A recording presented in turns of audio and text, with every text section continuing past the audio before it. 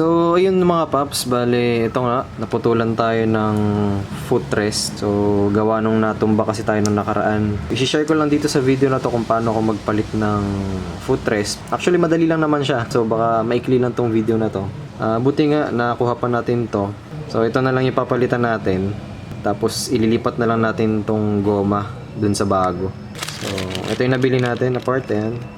Nabili ko lang din to sa Shopee. Ayan, so ilagay ko na lang yung Shopee link dyan sa description box.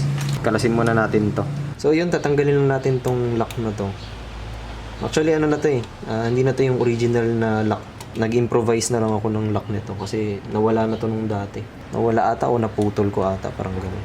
Pero ganito rin halos yung design ng lock. Parang nakasuot lang naman siya. So ayan, hugutin na natin. Ngayon, itong footrest, meron naman siyang dalawang Phillips screw sa baba. So, tanggalin lang natin siya.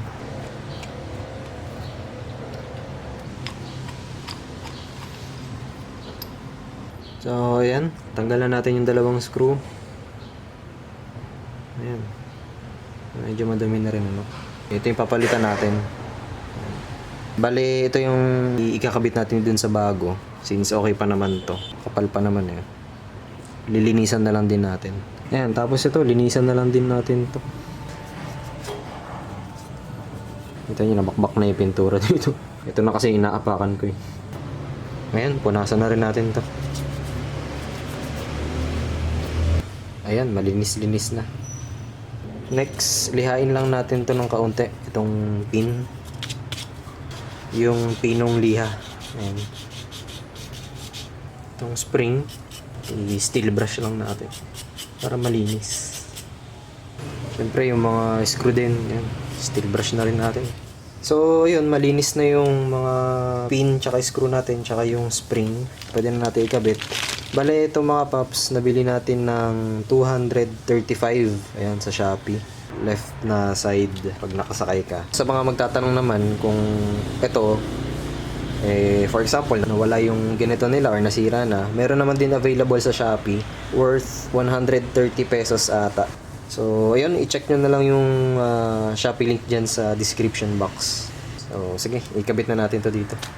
Actually, mga paps, dun sa binibilan ko nito, lagi na ako bumibili dun. Suki na ako ng Bicol Speedtech. Ayan. Kasi mga genuine yung mga binibenta nila dun eh. Yun nga lang, medyo malayo yung shipping kasi magmumula pa siya ng Legazpi Albay. So, ayun. Kaya pag hindi available sa mga kasa, yun, dun ako bumibili sa online. Yung bago. Ito yung luma. So, sa pagbalik naman, ganun lang naman din. Sasalpak mo lang naman ganun yung rubber. Then, i-screw mo lang. Sa isa.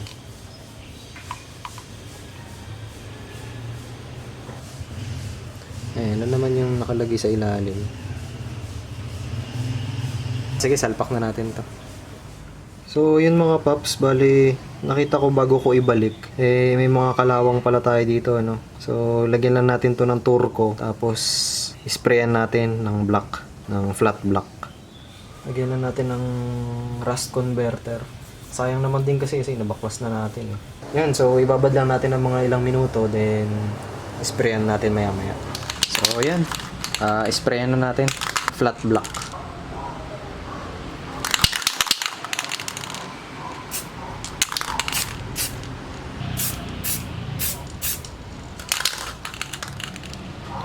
Ayun, no? Okay na.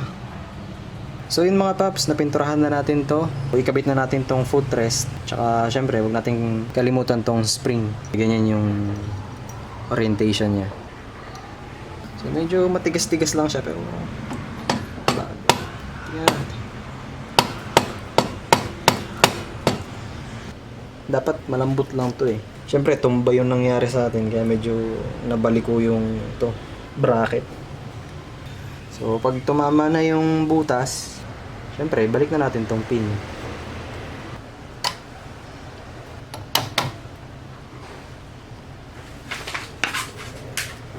So, lumusot na mga paps. Nga lang medyo may unting pigil, ano.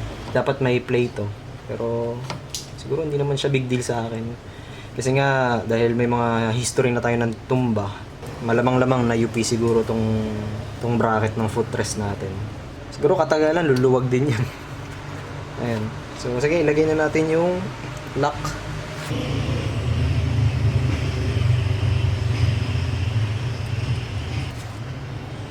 Buka lang natin.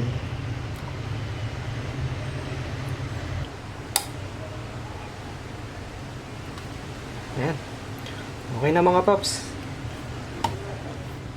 So, yun mga paps, bale okay na yung ating footrest. Naikabit na natin. Yun nga lang, walang play dahil nga bagsak yung inabot natin. Baka na misalign na tong pinagkakabitan. Pero all in all, naapakan pa rin naman. Yun ang importante, maapakan. Yung mga magpapalit ng footrest dyan, available to sa Bicol Speedtech or siguro sa mga kasa siguro, check nyo na lang. Lagay ko yung page nila, Shopee page nila dyan sa description.